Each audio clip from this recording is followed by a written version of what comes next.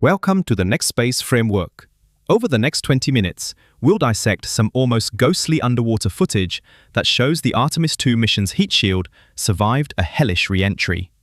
We'll talk about how fashion is coming to commercial space stations with tailored suits that leave the ISS hiking pants in the dust. We'll travel 12 light years with the James Webb Telescope to see ice clouds on a super Jupiter.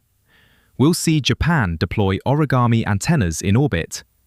Europe and China team up to study the solar wind via Sat-3's brutal launch with a Falcon Heavy to bring internet to half the world. And China's gigantic plan for 2026, which includes everything from orbiting data centers to landing the first Pakistani astronauts in space. We're starting with something that NASA engineers were losing sleep over, and for good reason. Check out these images you see on your screen. They look like something out of an underwater science fiction movie, don't they? Indeed, they are real photos taken by the divers of the United States Navy. What you have submerged down there is the underside of the Orion spacecraft from the Artemis II mission, just after splashdown on April 10th. And the most important thing about this image is not what you see. No, but what you don't see. There are no cracks, no catastrophic loss of material. Oh, the heat shield held up. I want you to think about what that means.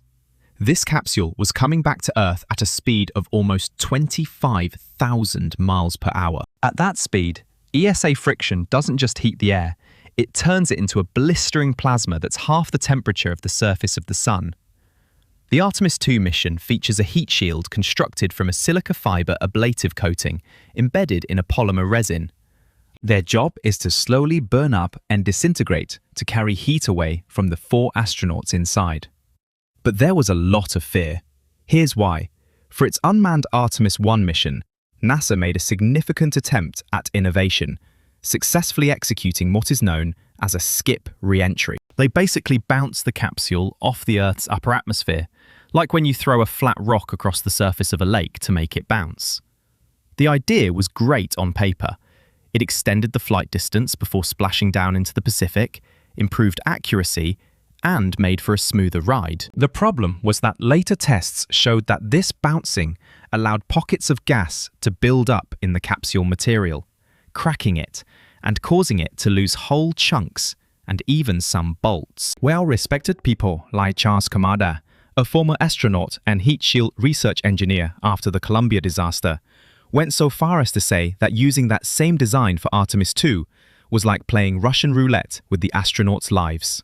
NASA said, "We're not going to abandon the jump, but we're going to make it smaller and more controlled." For Artemis II, they opted for a modified jump re-entry, shortening the time the capsule spent bouncing in the outer atmosphere. This shortened the time the capsule spent bouncing in the outer atmosphere and making the descent steeper. This made the descent steeper. This prevented pressure from building up in the heat shield material. The heat shield material was protected. In doing so, they sacrificed a little bit of free flight distance. They also lost some of the flexibility to avoid bad weather at the splashdown. At the splashdown, they lost some flexibility. But they played it safe to protect the crew. It paid off handsomely. Preliminary inspections show that there was minimal char loss. The ceramic tiles are intact, and the reflective heat tape is still there. The ceramic tiles are intact, and the reflective heat tape is still there. Plus, the Space Launch System rocket, the SLS, performed flawlessly. The SLS, the one that's been so troublesome with leaks and delays, performed flawlessly. It had leaks and delays, but performed flawlessly. It performed flawlessly. The final precision was brutal. They fell just 4.7 kilometers from the target point. They fell just 4.7 kilometers from the target point, with an entry speed that perfectly matched the predictions. The entry speed perfectly matched the predictions, with an error margin of 1.6 kilometers divided by h. The error margin was 1.6 kilometers divided by h. I don't know about you, but slamming numbers like that after a trip to the moon seems like technical savagery to me. It seems like technical savagery to me. To me. Now, NASA says everything is on track for the future. But allow me a healthy bit of skepticism. Artemis III wants to dock with a lunar lander in 2027. Artemis III wants to dock with a lunar lander in 2027. Artemis 4 and 5 want to land on the moon in 2028. Artemis 4 and 5 want to land on the moon in 2028. Knowing that next-generation lunar landers and spacesuits are running behind schedule, I take those dates with a grain of salt. And speaking of spacesuits and astronaut comfort, let's move on from extreme survival to orbital fashion. Because if you're going to live in space, why dress like you're going to buy bread? Vast, the company that's building what will be the world's first commercial space station, Haven 1, has just unveiled its astronaut flight suit. And look at this incredible design. For the past 25 years on the International Space Station, astronauts have worn practically off-the-shelf clothing.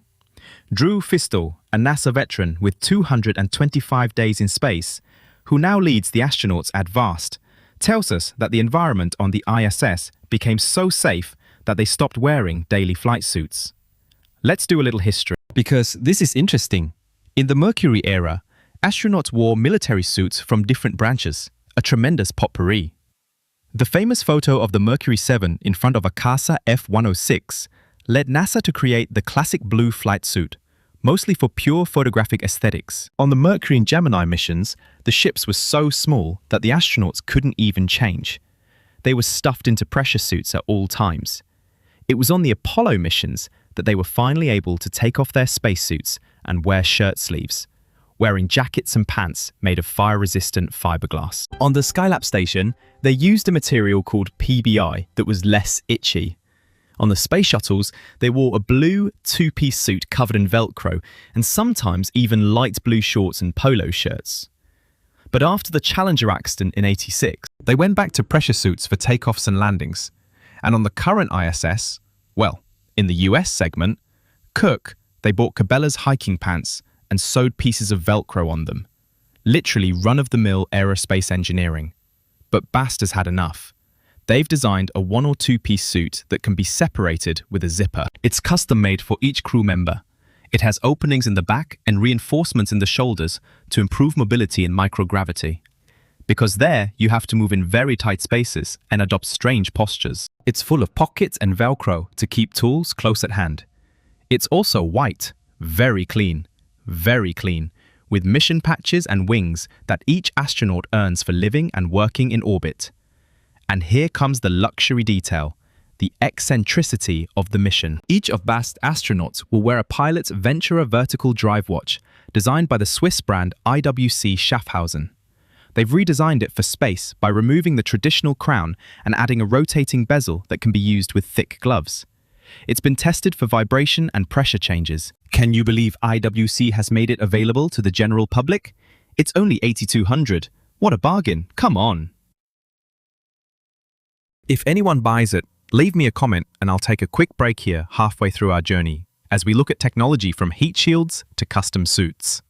What do you think is the biggest technical challenge preventing us from having cities on the moon or Mars? Right now, is it radiation, cost, or propulsion?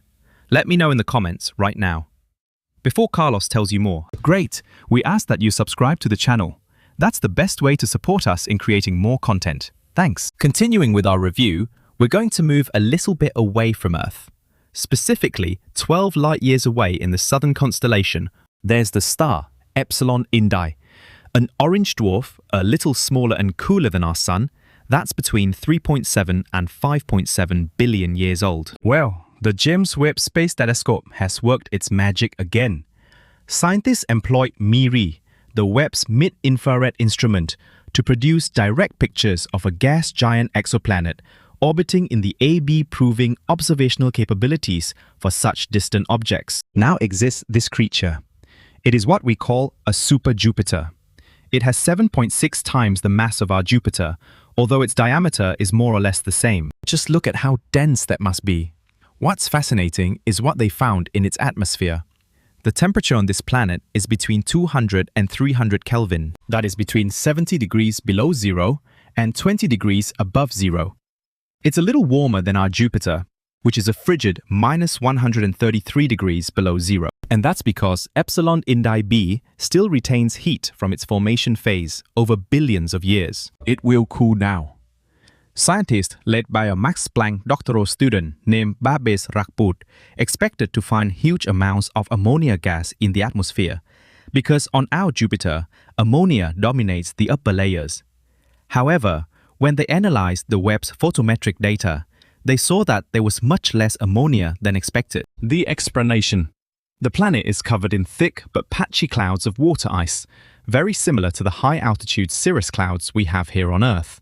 It's incredible. We're talking about James Webb not only detecting a planet 12 light years away, but also giving us the weather report. Partly cloudy skies with water ice clouds and less of an ammonia smell than expected. As Dr. James Mang from the University of Texas says, on it, this used to seem impossible. And now, we're probing the three-dimensional structure of atmospheres. It's an absolute triumph of optical engineering. And returning to our orbital neighborhood, let's talk about launchers and satellites. Omni. Because space traffic is impossible on the one hand, the company Rocket Lab, from its base in New Zealand, launched its Electron rocket last Wednesday, April 22, on a mission called Caucasian Rising. This is the 79th launch of this small but powerful 18-meter tall rocket. They had put 8 Japanese satellites into low Earth orbit at an altitude of about 540 kilometers for the JAXA agency. This is the second mission of this type they have done for Japan. The previous one was in December about it. But the interesting thing about this payload is the variety they have launched. Small educational satellites, an ocean monitoring satellite, ultra-small multispectral cameras, and my favorite, a satellite with a deployable antenna based on origami techniques. They have literally folded the antenna like a paper crane so that it takes up minimal space on the rocket. And in space, it unfolds to reach 25 times its original size. I can imagine Japanese engineers folding the antenna with millimetric care. It's a stroke of genius. By the way, Rocket Lab also uses a modified version of this rocket called the Electron for suborbital flights where they test hypersonic technologies. These people don't stop. Very important.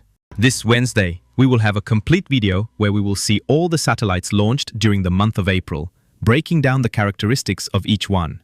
In addition, we will include them in the satellite section of our website. You have the link in the description below. I'll leave you with Carlos. On the other hand, write down this date, May 19, 2026.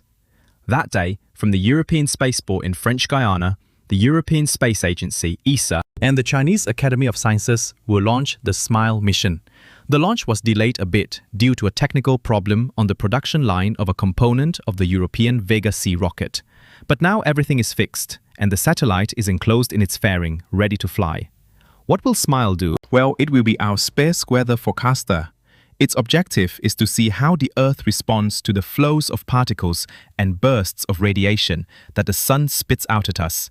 It carries an X-ray camera to observe the Earth's magnetic field, and an ultraviolet camera that will record the northern lights without interruption for 45 hours straight. The flight is going to be tense. The 4 stages of the Vega C rockets will separate. SMILE will be released into low orbit at 57 minutes, and at 63 minutes, it will deploy its solar panels. From there, the spacecraft itself will propel itself into an egg-shaped orbit, going up to 121,000 kilometers above the North Pole to collect data, and going down to 5,000 kilometers above the South Pole to send that data to ground stations. Perfect orbital choreography. And if we're talking about heavy-duty choreography, we have to talk about SpaceX and Viasat. On Monday, April 27, 2026, from the legendary Launch Complex 39A at the Kennedy Space Center, a massive SpaceX Falcon Heavy will launch the Viasat 3 F3 satellite into orbit. This monster was built by Boeing Satellite Systems. Và là vệ tinh thứ 3 và cuối cùng trong chòm vệ tinh băng tần K dung lượng cực cao toàn cầu của Viasat. Nhiệm vụ của nó là cung cấp Internet băng thông rộng cho toàn bộ khu vực châu Á-Thái Bình Dương. Và khi tôi nói băng thông rộng, ý bạn là thiết bị này có thể cung cấp hơn 1 terabyte mỗi giây thông lượng mạng. 1 terabyte mỗi giây từ không gian. Với điều này, Viasat hoàn thành mạng lưới toàn cầu của mình, kết nối với các vệ tinh đã phủ sóng châu Mỹ và EMEA, châu Âu, Trung Đông và châu Phi. Tên lửa Falcon Heavy sẽ đưa nó vào quỹ đạo chuyển tiếp và sau đó vệ tinh sẽ sử dụng hệ thống đẩy điện của riêng mình trong nhiều tháng để đạt đến quỹ đạo địa tĩnh cuối cùng. Nó sẽ đi vào hoạt động vào cuối mùa hè năm 2026, sau khi thử nghiệm việc triển khai cực kỳ phức tạp của các gương phản xạ và bộ tản nhiệt của nó. Nhưng khoan đã, nếu chúng ta đang nói về châu Á, chúng ta phải nói về gã khổng lồ châu Á. Trung Quốc đã tăng tốc và phanh đã hỏng. Đầu tiên, một tin tức tài chính nghe có vẻ như khoa học viễn tưởng. Một công ty khởi nghiệp không gian có trụ sở tại Bắc Kinh vừa nhận được cam kết tài trợ 8,4 tỷ đô la từ các ngân hàng liên kết với nhà nước Trung Quốc. Để làm gì? Các kế hoạch bao gồm xây dựng các trung tâm dữ liệu trên quỹ đạo vào năm 2035. Vâng, các máy chủ sẽ được đặt trong không gian. Theo CEO của công ty Mỹ Voyager Technologies, vốn cũng đang tham gia cuộc đua này cùng với SpaceX và Google, việc đặt các trung tâm dữ liệu lên quỹ đạo sẽ giải quyết các vấn đề năng lượng không ngừng nghỉ mà họ gặp phải trên trái đất. Nó sẽ tránh được những người phàn nàn từ hàng xóm không muốn có một tòa nhà công nghiệp ồn ào bên cạnh nhà họ và sẽ tránh được nhiều rào cản pháp lý. Về cơ bản, nếu trí tuệ nhân tạo đòi hỏi năng lượng khổng lồ để xử lý dữ liệu, Trung Quốc muốn đặt các máy chủ trong không gian và cấp năng lượng cho chúng bằng năng lượng mặt trời không gián đoạn. Đó là một kế hoạch đầy tham vọng và với 8,4 tỷ đô la hỗ trợ, họ thực sự nghiêm túc. Và đây chỉ là phần nổi của tảng băng chìm đối với chương trình không gian của Trung Quốc. Cơ quan Vũ trụ Quốc gia Trung Quốc CNSA vừa tổ chức một cuộc họp báo hoành tráng để công bố các kế hoạch năm 2026 của mình, trùng với Ngày Vũ trụ lần thứ 11 của Trung Quốc và kỷ niệm 70 năm ngành công nghiệp vũ trụ của nước này. Để bạn hình dung về tốc độ, Trung Quốc đã hoàn thành 92 nhiệm vụ phóng vào năm 2025. 92, đó là mức tăng 35% so với năm 2024. Tên lửa Trường Chinh 2 của họ hiện đã đạt được 100 lần phóng thành công liên tiếp, và họ không chỉ dừng lại ở những loại truyền thống. Họ đã thực hiện các chuyến bay đầu tiên của tên lửa tái sử dụng Du-3 và Trường Chinh 12A của mình. Vâng, cuộc cạnh tranh với các tên lửa Falcon của SpaceX đã đến rồi. Lịch trình năm 2026 thật điên rồ. Họ sẽ phóng nhiệm vụ có người lái Thần Châu 23. Họ sẽ thử nghiệm bay nhiều tên lửa tái sử dụng. Và trong thám hiểm sâu, tàu thăm dò Thiên Cung 2 sẽ tiếp cận tiểu hành tinh 2016 HO3 để thực hiện các quan sát gần và thu thập mẫu trong tương lai. Ngoài ra, họ tiếp tục công bố hàng terabyte dữ liệu khoa học từ nhiệm vụ Thiên Vấn 1 sao Hỏa của mình để các nhà khoa học trên khắp thế giới có thể sử dụng. Nhưng điều mà tôi thấy chiến lược nhất trong các kế hoạch của Trung Quốc là chính sách ngoại giao không gian của họ. Chuyên gia Connors nhận xét rằng chương trình của Trung Quốc không giống như các chương trình của phương Tây thường hợp tác giữa các nước phát triển đang vươn cánh ra toàn cầu phía Nam. Ví dụ, họ sẽ tiếp tục chương trình vệ tinh tài nguyên trái đất lịch sử của mình với Brazil. Chương trình SEARS vốn đã hoạt động từ năm 1988 và dữ liệu của nó giúp ích cho toàn bộ châu Mỹ Latin, châu Phi và châu Á, đang tiếp tục. Và đỉnh cao của chính sách ngoại giao này là Thủ tướng Pakistan Shehbaz Sharif vừa gặp gỡ Zisan Ali và Khurram Daud. Họ là ai? Hai ứng cử viên người Pakistan đã được chọn cho chương trình không gian có người lái của Trung Quốc sẽ được đào tạo để bay lên trạm vũ trụ Thiên Cung của Trung Quốc. Thủ tướng rất phấn khởi, nói rằng đây là vấn đề niềm tự hào quốc gia và tình hữu nghị giữa Pakistan và Trung Quốc sẽ vươn tới các vì sao. Đây là một động thái địa chính trị xuất sắc của Trung Quốc, cung cấp quyền tiếp cận không gian cho các quốc gia không có cơ sở hạ tầng riêng. Tóm lại các bạn, chúng ta đang chứng kiến kỹ thuật hàng không vũ trụ trưởng thành với tốc độ chóng mặt, từ việc làm chủ vật lý plasma để một viên nang không bị tàn rã, cho đến việc thiết kế quần áo thoải mái và đồng hồ sang trọng cho không gian. Du khách sử dụng kính thiên văn cho chúng ta biết thời tiết cách xa 12 năm ánh sáng. Các vệ tinh có thể gặp lại như giấy. Thế giới đang hướng tới các cơ sở hạ tầng Internet toàn cầu có khả năng đạt 1 terabit mỗi giây. Và các siêu cường như Trung Quốc đang lên kế hoạch triển khai điện toán trí tuệ nhân tạo trong không gian. Trong khi đó, họ đang hình thành các liên minh địa chính trị mới trên quỹ đạo. Tương lai không còn là thứ chúng ta thấy trong phim ảnh, đó là thứ mà các kỹ sư đang xây dựng ngày nay, từng mảnh một, từng dòng mã một. Và bây giờ tôi hỏi bạn, bạn có muốn thêm những video như thế này, phân tích các sự kiện không gian hiện tại với mức độ chi tiết và chặt chẽ này không? Nếu có, hãy nhấn nút thích. Đừng quên đăng ký kênh để không bỏ lỡ những video tiếp theo. Và hãy để lại ý kiến của bạn trong phần bình luận. Hẹn gặp lại bạn trong không gian.